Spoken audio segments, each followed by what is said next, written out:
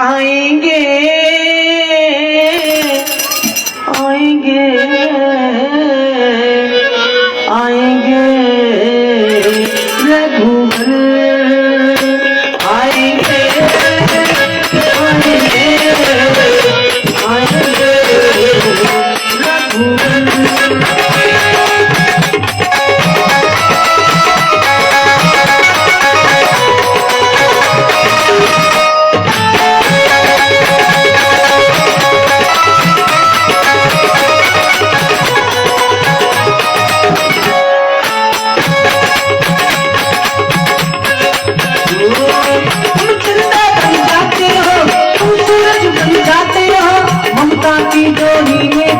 सबके लाल कहाते हो बन जाते हो सूरज बन जाते हो हम के चोरी में बन के सबके लाल कहाते हो। आएंगे आएंगे आएंगे रघुवर आएंगे आएंगे आएंगे रघुवर।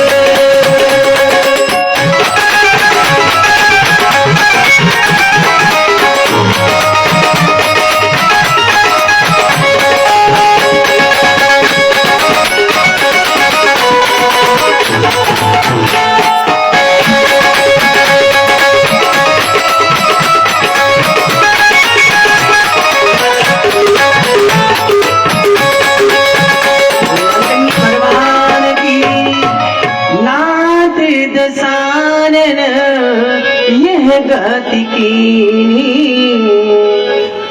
का ये दशानन ने बना दिया है। तो राम जी ने कहा अब तुम सिर्फ आपका यही कहना है कि मैं प्राण को त्यागूं, तो त्यागोगे नहीं, अब तुम जाओगे। और तुरंत भगवान के पार्षद विमान लेके प्रकट हुए और कहा गया गीध गयो हरि धाम, मतलब वो गया विमान पर बैठा और गीध एक पीतांबरधारी महात्मा बन करके भगवान के सामने चला गया, शरीर को त्याग दिया। उस शरीर का पक्षी कभी जलाए नहीं जाते, लेकिन त्रेता में एक घटना घटी कि भगवान राम ने दाह संस्कार एक पक्षी का किया है। तालियां बजा दीजिए। अच्छा, अगर दाह संस्कार ये जटायु का नहीं करते राम जी, तो पिता पुत्र का जो नैतिक धर्म होता है ये पूरा नहीं होता। तो पिता का धर्म, पुत्र का धर्म पूरा करने के लिए भगवान ने जटायु का दाह संस्कार किया है। फिर वहां से चले हैं। अब एक आश्रम आता है, ये सेबरी प्रसंग की कथा हो जाए बस आरती हो जाएगी। हो जाए कि ना हो जाए? कितने लोग चाहते हो जाए? कुछ लोग कहते हैं आरती करवा दो। हाँ, मूल्यांकन भगवान की। तो बस एक 15 मिनट की कथा हो जाए। एक सेबरी है, और ये सेबरी थी कौन? ये भील नरेश की लड़की थी, ये राजा की लड़की है। ये 11 वर्ष की अवस्था जब सेबरी का हुआ तो इसके पिताजी ने इसका विवाह एक राजा के यहाँ तय किया। अच्छा, बारात की व्यवस्था में 1000 भेड़ बकरियों का व्यवस्था किया। तो सेबरी ने अपने पिता से पूछा, पिताजी ये इतनी बकरियां भेड़ क्यों मंगाए गए हैं? तो पिताजी ने बताया, बेटिया तुम्हारे विवाह में ये सब कल कट जाएंगे, बारातियों की सेवा में सब कट जाएंगे। तो सेबरी कुछ नहीं बोली, मौन हो गई और सोच रही रात में बैठे बैठे कि अगर मैं विवाह करती हूँ तो 1000 पशुओं की जान चली जाएगी, और अगर मैं नहीं करती हूँ तो ये बेचारे सब बच जाएंगे। और रात 12 बजे सेबरी ने फैसला ले लिया। 11 साल की लड़की है, एक बार तालियां बजा दीजिएगा, कि मैं कुंवारी रह जाऊं ठीक है, लेकिन मैं 1000 पशुओं का जान जाने नहीं दूंगी। और रात 12 बजे सेबरी अपने महल को छोड़ करके और सीधा जंगल की तरफ भागी। 4 घंटे भागते भागते बीत गया, और जब 4 बजे सुबह का समय आया तो ये मतंग बाबा जिस जंगल में रहते थे उनकी कुटिया के समीप पहुंची। तो इसने देखा कि मतंग ऋषि शिष्यों के साथ नहाने जा रहे हैं और 4 बजे का समय है। तो वो चलते हैं तो कांटे को उठा के फेंकते हैं, फिर चलते हैं। तो शबरी को समझ में आया कि रास्ते में कांटे पड़े हुए हैं। अच्छा, अब ये बाबा चले जाए नहाने तो मैं इसको रास्ता को साफ कर दूं। और घास फूस का झाड़ू बना के पूरे रास्ता को साफ कर दिया। मतंग बाबा जब वापस में आए तो देखा पूरा रास्ता साफ था। तो शिष्यों से पूछा कि हमें लगता है कि यहाँ पे कोई रह रहा है। और 7 दिन तक शबरी को किसी ने देखा नहीं। और रोज शबरी रास्ता साफ करती थी और झाड़ियों में छिप छिप के कंदमूल फल खाती थी और अपना रात दिन वही बिताती थी। एक दिन ये 3 बजे की रात में झाड़ू लगा रही थी और मतंग बाबा ने अपने शिष्यों से कहा कि आज कोई खड़ाऊ पहन के नहीं चलेगा, सब नंगे पांव चलो और आज देखना है कि झाड़ू लगाता कौन है। और जैसे पहुंचे शिष्यगण, चारों तरफ से शबरी को घेर लिया और शबरी को थोड़ा आहट मिला कि कुछ लोग मेरे आगे पीछे खड़े हैं। तो ऐसे वो देखी कि चारों तरफ से मतंग के शिष्यों से घिरी हुई है। शबरी हाथ जोड़ के रोने लगी, बाबा बाबा बाबा बाबा बाबा, मैं अछूत जात की कन्या हूँ, मेरा नाम शबरी है। आप सब चलते थे तो रास्ते में कांटे पड़ते थे, मैं उन कांटों को साफ कर रही हूँ। ऐसे मतंग जी के नेत्रों से आंसू गिरने लगा। कहा, बेटिया तू अछूत जात नहीं, तेरा तो जाति बदल गया, अब तो सिर्फ संत जात रह गई है। तालियां बजा दीजिए। तुम्हारा जात संत का है और संत किसी जाति में नहीं आता। तू संत है, आज से चल, मेरे कोई संतान नहीं है, आज से तू मेरी पुत्री बन करके मेरे कुटिया पे रहे। और शबरी बाबा के आश्रम में रहने लगी। रोज भजन भाव होता है। और शबरी का काम क्या, रोज गैया का गोबर लाती, आश्रम को लीपती है, रास्ता साफ करती है, क्योंकि ना उसको कोई मंत्र आता था, ना कोई पूजा पाठ करने की विधि थी उसके पास। बस इतना था, वो जानती थी रास्ता साफ कर दो, गैया का गोबर से लेपन कर दो, संत महात्मा बैठेंगे, उनकी सेवा के लिए थोड़ा सा पानी लेके आओ, बस यही करती थी, सेवा का काम करती थी। एक दिन मतंग ऋषि का स्वास्थ्य बिगड़ा, सभी शिष्यों को बुलाया, शबरी को भी बुलाया, बिटिया इधर आई। कहा, बिटिया लगता है कि मेरे प्राण बचेंगे नहीं, मैं अब मर जाऊंगा, लेकिन ये आश्रम में तुमको दे के जा रहा हूँ। और एक बात बताऊं, का क्या, एक दिन राम तुमसे मिलने के लिए तेरे कुटिया पे आएंगे। शबरी ने पूछा, बाबा आएंगे कब? और जब तक बताते कब आएंगे, तब तक मतंग जी का प्राण निकल चुका था शरीर से, कह नहीं पाए। मतंग का अंतिम संस्कार शबरी ने किया। रोज गैया के गोबर से लेपन करती। बाबा कह के गए थे राम जी आएंगे, जितने कोल बिल रहते हैं जंगल में सबके यहाँ बताती, झोपड़ियों में जाके, हाँ भैया घर पे रहना, आज मेरे राम जी आएंगे।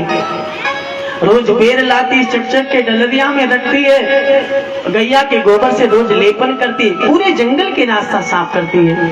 इससे पूरी बहारे रास्ता आएंगे राम जी, शबरी बहारे रास्ता आएंगे राम जी।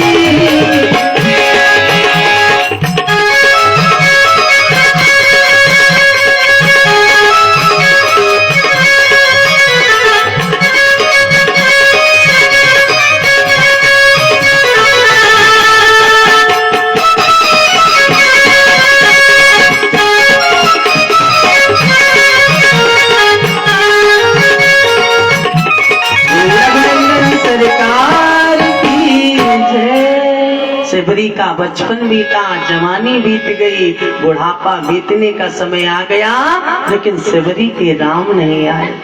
एक दिन सेवरी के मन में एक भाव आया कि जब राम नहीं मेरे कुटिया को आते तो क्यों ना मैं राम के पास चली जाऊं।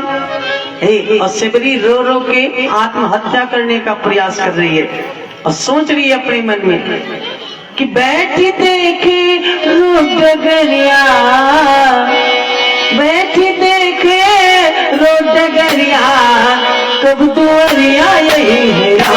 बैठी देखे रो डगरिया, कब दुआरिया यही है राम।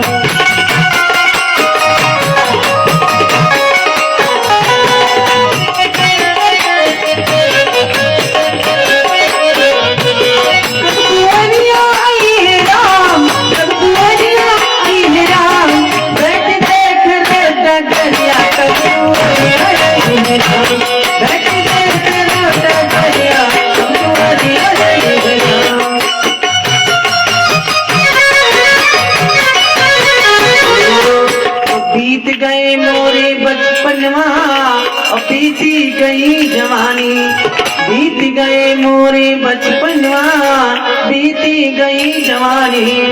आया बुढ़ापा चलन की बेरिया, बीती सारी कहानी और ढलती जाए पर नजरिया, ढलती जाए पर नजरिया।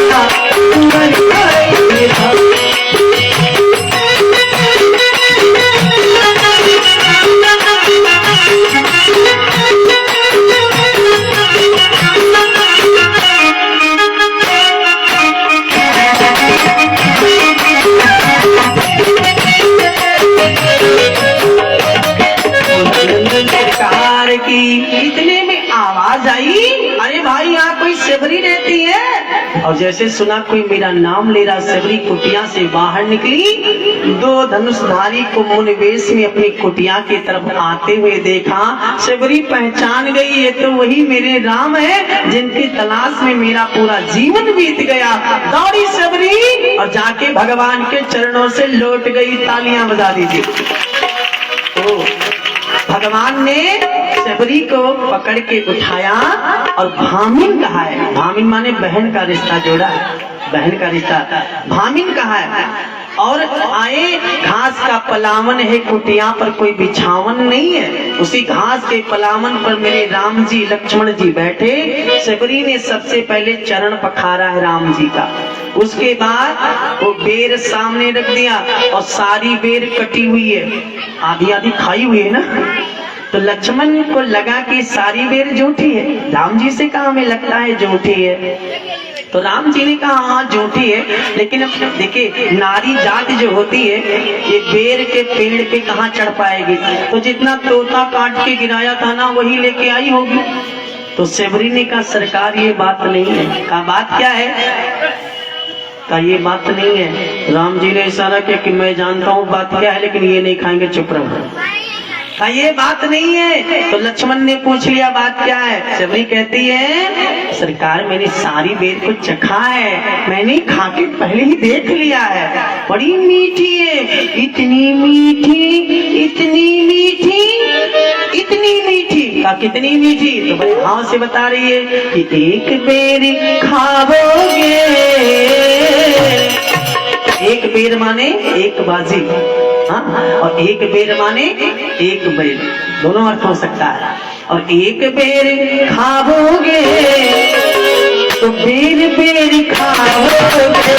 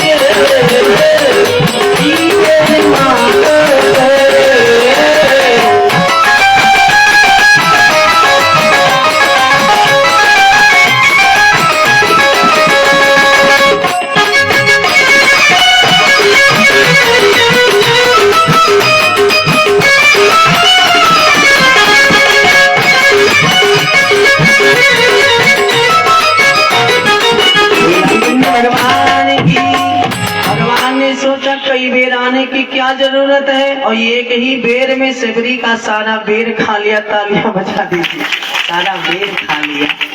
ओ अच्छा, राम जी क्षत्रिय है और वो शूद्र जाति है सेबरी। एक शूद्र का जोठा किसने खाया? क्षत्रिय ने। एक प्रश्न बड़ा सुंदर है यहाँ पे कि जंगल में घूमते रघुनंदन सेबरी के आश्रम आए और मीठी जूठी बेर का रघुनंदन भोग लगाए। हाँ, प्रश्न आ गया, उत्तर आप लोग दीजिएगा। किन्हीं 5 प्रश्नों के उत्तर दो।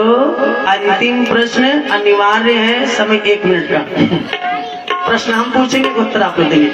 अब प्रश्न आ गया कि हे प्रेम बड़ा या जाति निर्णय कौन करे? प्रेम बड़ा है कि जाति? प्रेम बड़ा है। आप सबका 10 नंबर बिल्कुल कंफर्म हो गया। दूसरा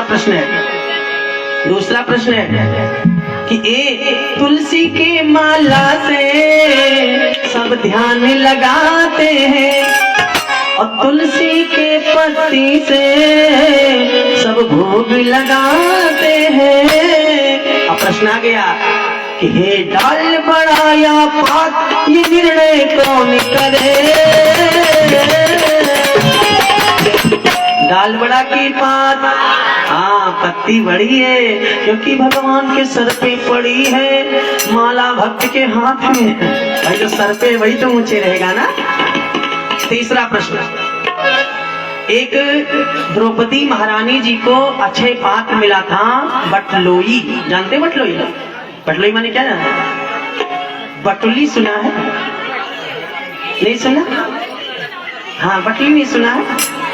हे भगवान, आप लोगों ने बटुली नहीं सुना? सुना होगा, देखा भी होगा। वही का, हाँ, जैसे नए जनरेशन में बच्चे नहीं देखे होंगे, मैं जानता हूँ, क्योंकि ये जो बटुली थी ये कुकर की नानी थी। बटुला जो थे